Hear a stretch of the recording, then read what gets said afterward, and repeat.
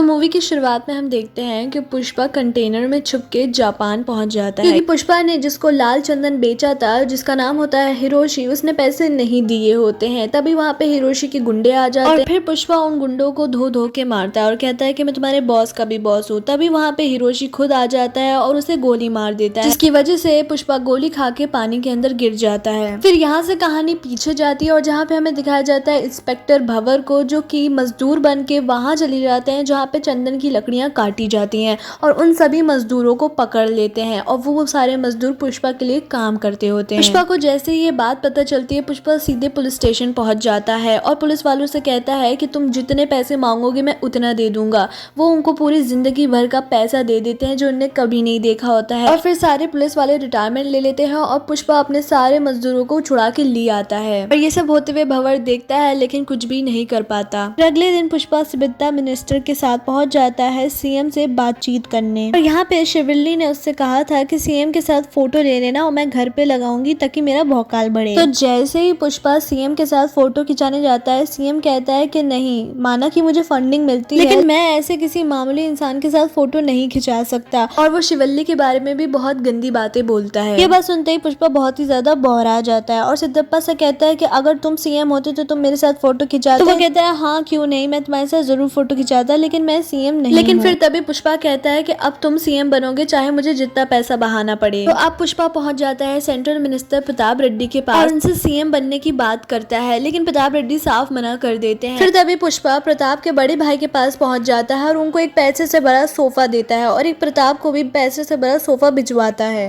पुष्पा कहता है कि मैं ऐसे ही पैसों की नदियां बहा दूंगा लेकिन सिद्धप्पा ही अब सीएम बनेगा। लेकिन अब पुष्पा को और पैसे चाहिए होते हैं तो वो प्लान बनाता है कि वो सीधे इंटरनेशनल बायर से डील करेगा। उसे मिलने के लिए वो सीधा चला जाता है मालदीव और वहां पे उसे मिलता है एक इंटरनेशनल बायर जिसका नाम होता है हामिद और वो उससे डील करता है ताकि उसे ज्यादा प्रॉफिट हो। अब दिक्कत ये आ जाती है कि इतनी जल्दी 2 टन लाल चंदन की लकड़ियां आएंगी कहाँ से। फिर तभी पुष्पा सिंडिकेट के सारे मेंबर्स को कॉल लगा डालता है और उनसे कहता है कि मुझे जल्द से जल्द 2 टन लाल चंदन की लकड़ियां चाहिए और वो पानी की तरह सारे पैसे बहा देता है। अब भंवर के पास मंगल सीनू की बीवी दशयानी जाती है और उससे गुस्सा दिलाती है कि तुम ऐसे चुप मत बैठो, पुष्पा का खात्मा कर दो। उसे पता चल गया था कि पुष्पा हजारों टन लाल चंदन बाहर बेच रहा है। तो वो भार्गव से कहती है सिंडिकेट का एक आदमी बिच्चा रेड्डी, उसको तुम डरा दो ताकि वो डर जाए और पुष्पा का साथ ना दे। कुछ ऐसे ही करता है भार्गव और वो जाता है बिच्चा रेड्डी को पकड़ लेता है और उसके साथ साथ लाल चंदन की लकड़ियां भी पकड़ लेता है जो वो लेके जा रहा होता है और उनमें आग लगा देता है और साथ ही साथ वो बिच्चा रेड्डी को भी मार देता है ताकि उसका खौफ और भी ज्यादा बढ़ जाए। फिर तभी बिच्चा रेड्डी के अंतिम संस्कार पे मंगल सीनू भी आ जाता है और सारे इंडिकेट्स के कान भरने लगता है कि कल को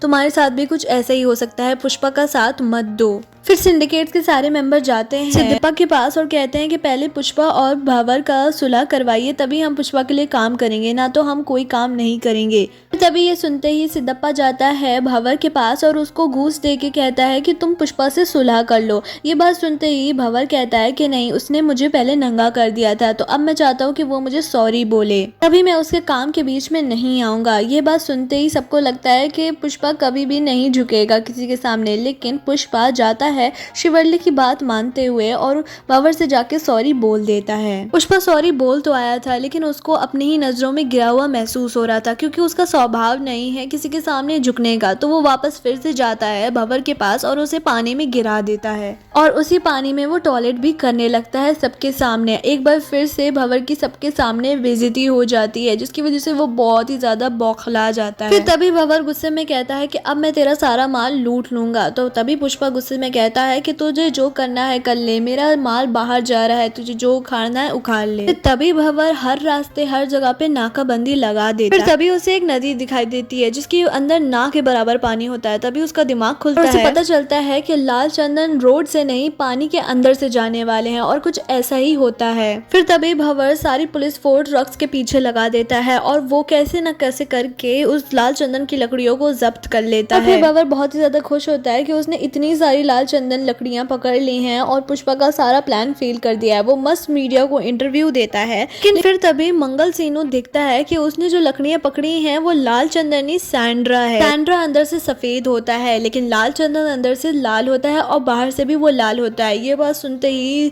भंवर का दिमाग बौखला जाता है, यानी पुष्पा अपने प्लान में सफल हो जाता है और भंवर बन जाता है उल्लू। फिर अब सवाल आता है कि आखिर लाल चंदन गई कहाँ। तभी भंवर को याद आता है कि उसने ट्रक के पीछे बहुत सारी बैलगाड़ियां देखी थी। असल में पुष्पा ने लाल चंदन की बैलगाड़ियां बना दी थी और इस तरीके से उसने लाल चंदन को स्टेट पार करवा दिया था। अब पुष्पा अपने परिवार के साथ जतरा त्योहार मनाने गया होता है, जहाँ पे उसे पता चलता है कि शिवल्ली पेट से है। और ये बात सुनते ही पुष्पा काली माता का रूप लेके जोर जोर से नाचने लगता है। और मान्यता ये थी कि जो इस त्योहार पे काली माता का रूप लेके नाचता है उसकी मनोकामना पूरी हो जाती है। असल में पुष्पा को चाहिए होती है एक लड़की, ना कि लड़का, ताकि उसको उसका पूरा नाम मिल सके। ये बात सुनते ही शिवल्ली पुष्पा को गले लगा लेती है और कहती है, हाय मेरा पति कितना मासूम है। फिर तभी नाच गाना चल ही रहा होता है कि कुछ गुंडे पुष्पा की भांजी को छेड़ देते हैं, जिससे पुष्पा बहुत ही ज्यादा गुस्सा हो जाता है और उन्हें धो धो के मारता है। फिर तभी वहाँ पे मोहन आ जाता है, जो कि पुष्पा को शुक्रिया कहने के बजाय उसे और सुनाने लगता है कि तुम ज्यादा ही हीरो बन रहे हो, हम तुम्हें नहीं अपनाने वाले। ये बात सुनते ही शिवल्ली का दिमाग घूम जाता है और शिवल्ली कहती है, हमें नहीं रहना आपके साथ और हमें आपका खानदान का कोई भी नाम नहीं चाहिए। फिर तभी पुष्पा के जाने के बाद मोहन उन ठरकियों को आधा गंजा करा के चप्पल की माला पहना के पूरे गाँव में घुमवाता है। फिर तभी हम देखते हैं भंवर अपने बदला लेने के लिए पहुंच जाता है लाल चंदन की लकड़ियों को पकड़ने के लिए, लेकिन वहां पे उसे कुछ नहीं मिलता है। लेकिन जब वो पानी के अंदर जाके देखता है कि लाल चंदन की लकड़ियां नौकाओं से बनी होती हैं। तभी नौकाएं चल देती हैं श्रीलंका की ओर। भंवर उनका बहुत पीछा करता है लेकिन उन्हें नहीं पकड़ पाता है क्योंकि नौकाएं बॉर्डर पार कर चुकी है। ये सब भंवर अपनी आंखों से होता हुआ देखता है लेकिन कुछ भी नहीं कर पाता। माल पहुंचने के बाद पुष्पा को पैसे मिल जाते हैं तो पुष्पा सारे पैसों को सोफों में भर भर के नेताओं को खरीदने का काम शुरू कर देता है।